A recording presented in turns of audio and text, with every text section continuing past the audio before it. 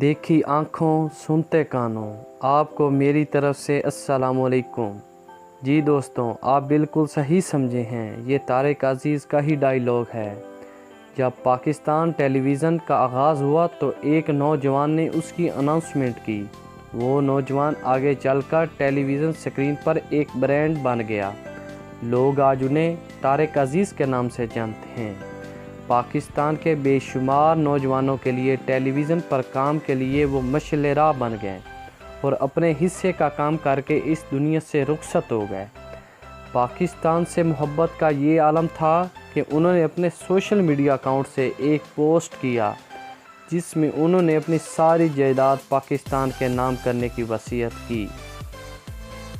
उन्होंने लिखा था कि अल्लाह पाक ने मुझे औलाद नहीं दी, ये खुदा की कुदरत है, जिसे चाहे दे, जिसे चाहे न दे और जिसे चाहे देकर वापस ले ले। मैं मरने के बाद अपनी सारी जायदाद दौलत पाकिस्तान के नाम करता हूँ।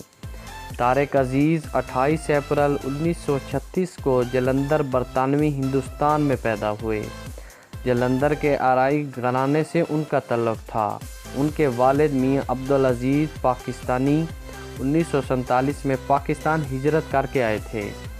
आपके वालिद साहब पाकिस्तान बनने के 10 साल पहले ही अपने नाम के साथ पाकिस्तानी लिखते थे। उन्होंने अपना बचपन सहीवाल में गुजारा। तारिक अज़ीज़ ने इब्तदाई तालीम सहीवाल से ही हासिल की। उसके बाद उन्होंने रेडियो पाकिस्तान लाहौर से अपनी पेशा वराना ज़िंदगी का आगाज़ किया। जब 1964 में पाकिस्तान टेलीविज़न का क़याम अमल में आया तो तारिक अज़ीज़ पीटीवी के सबसे पहले मर्द अनाउंसर थे। तो दोस्तों, अगर आपको तारिक अज़ीज़ पसंद हैं तो इस वीडियो को लाइक और चैनल को सब्सक्राइब करें।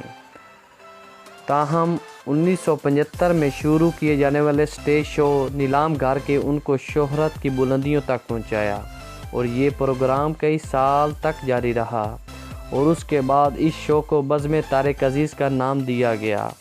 तारिक अज़ीज़ ने रेडियो और टेलीविज़न के प्रोग्रामों के अलावा फ़िल्मों में भी अदाकारी की। उनकी सबसे पहली फ़िल्म इंसानियत थी और उनकी दीगर फ़िल्मों में सालगिरह, कसम, कटारी, कसम उस वक्त की, चिराग, कहाँ रोशनी कहाँ, हार गया इंसान काबिल ज़िक्र हैं। उन्हें इनकी फ़नी खिदमात पर बहुत से अवार्ड भी मिल चुके हैं और हुकूमत पाकिस्तान की तरफ से 1992 में हुस्न कारकर्दगी के तमग़े से भी उन्हें नवाजा गया है। तारिक अज़ीज़ ने सियासत में भी हिस्सा लिया और 1997 में कौमी असम्बली के रुकन मुंतखब हुए। पीटीवी कराची के साबिक़ जीएम कासिम जिलानी ने तारिक अज़ीज़ की बाहैसियत प्रोग्राम कंपेयरिंग कई सलाहियतों का इन अल्फाज में एतराफ़ किया है। वो कहते हैं, इन दिनों जब प्रोग्राम रिकॉर्ड करने की बजाय बराह रास्त चलाए जाते थे तो तारिक अज़ीज़ को सख्त मेहनत करना पड़ती थी। प्रोग्राम शुरू करने के बाद किसी अदाकार या किरदार ने आना होता था तो उन्हें आने में लेट हो जाती थी, तो तारिक अज़ीज़ देखने वालों को अपनी ऐसी बातों में लगा लेते थे कि ताख़ीर महसूस ही नहीं होती थी। यूँ ताख़ीर का अरसा कमाल खूबी से अज़ खुद निकल जाता था।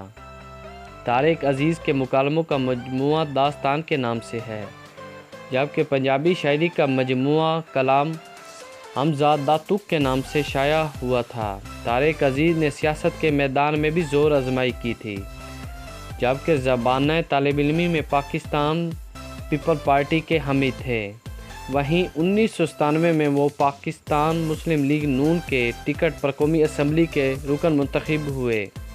तारिक अज़ीज़ 17 जून 2020 को 84 साल की उम्र में लाहौर में वफ़ात पाई। तारिक अज़ीज़ की वफ़ात की खबर आते ही सोशल मीडिया पर #तारिक अज़ीज़ ट्रेंड करने लगा और बहुत सारे फ़ैन उनके इंतकाल पर गहरे दुख और अफसोस का इजहार करते हुए नीलाम घर शो से वाबस्ता अपनी यादों का तज़किरा भी किया।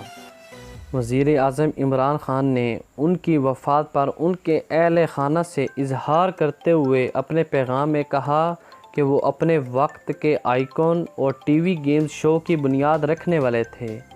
तारिक अज़ीज़ वाकई एक बेमिसाल और मुल्क से मोहब्बत रखने वाली शख्सियत थी। आप तारिक अज़ीज़ के बारे में क्या कहना चाहते हैं? अपनी राय का इजहार कमेंट में ज़रूर कीजिए। शुक्रिया।